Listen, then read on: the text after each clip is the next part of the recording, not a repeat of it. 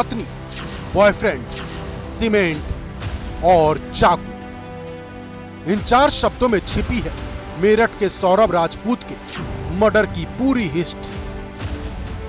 प्यार, शादी, धोखा और कत्ल की ऐसी डरावनी कहानी जिसको सुनकर आपकी रूह कांप जाएगी। जी हां, एक पत्नी ने प्रेमी के साथ मिलकर पति की बेरहमी से हत्या कर दी।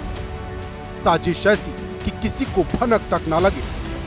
आप सोचने पर मजबूर हो जाएंगे कि आखिर समाज किस ओर जा रहा है। कोई अपने घर में घर वालों के साथ भी सुरक्षित नहीं। ये सौरभ राजपूत हैं, लंदन में नौकरी करते थे। 25 फरवरी को पत्नी मुस्कान का जन्मदिन था। ठीक एक दिन पहले 24 फरवरी को सौरभ जन्मदिन मनाने लंदन से मेरठ आए। जन्मदिन भी मना, जश्न भी हुआ, दिन बीत रहे थे। सौरभ राजपूत मेरठ के इंदिरा नगर स्थित घर में अपनी पत्नी और 6 साल की बेटी के साथ रह रहे थे। 4 मार्च को जब सौरभ सो रहा था तभी पत्नी मुस्कान ने अपने प्रेमी को फोन किया और घर बुलाया, जिसके बाद चाकुओं से गोदकर सौरभ की हत्या कर दी और फिर बाथरूम में ले जाकर कटर से उसके शरीर के कई टुकड़े किए। सौरभ मर चुका था, उसकी लाश के टुकड़े टुकड़े हो चुके थे। अब पत्नी मुस्कान और उसके बॉयफ्रेंड साहिल के सामने बड़ा सवाल था कि सौरभ की लाश को ठिकाने कैसे लगाया जाए। इसके लिए इस ड्रम का इस्तेमाल किया गया।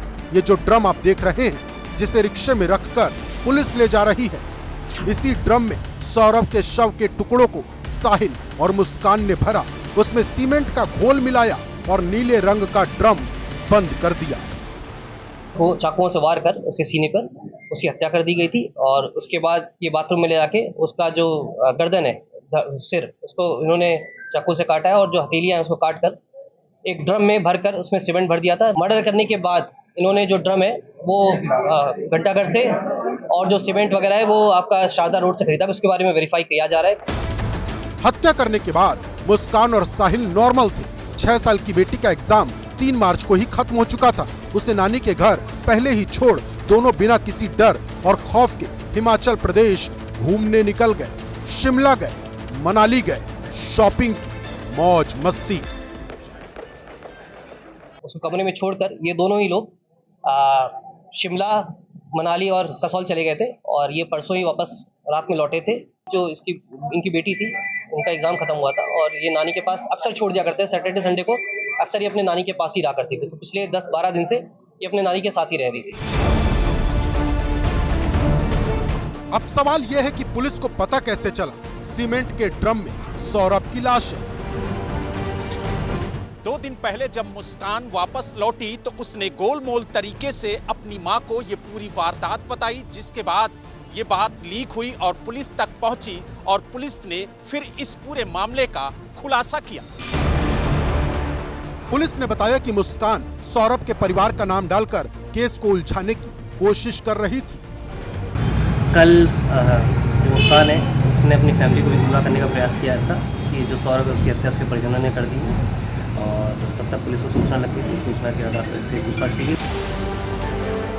जानकारी मिलने पर जब पुलिस इंदिरा नगर में सौरभ के घर पहुंची तो वहां लोगों की भीड़ जमा हो गई। अब पुलिस के सामने सबसे बड़ी चुनौती थी जम चुके सीमेंट के ड्रम से सौरभ के शव को बाहर कैसे निकाला जाए। प्लास्टिक के ड्रम में नीचे सौरभ की लाश के टुकड़े थे और ऊपर सीमेंट भरा था। काफी मशक्कत के बाद भी जब सीमेंट नहीं टूटा तो पूरे ड्रम को ही पोस्टमार्टम हाउस भेज दिया गया, जहां हथौड़ों से सीमेंट तोड़कर लाश के टुकड़े निकाले गए। सर अलग था, पैर के पंजे अलग, शरीर के अलग अलग कई टुकड़ों को इकट्ठा कर सौरभ के शव का पोस्टमार्टम किया गया।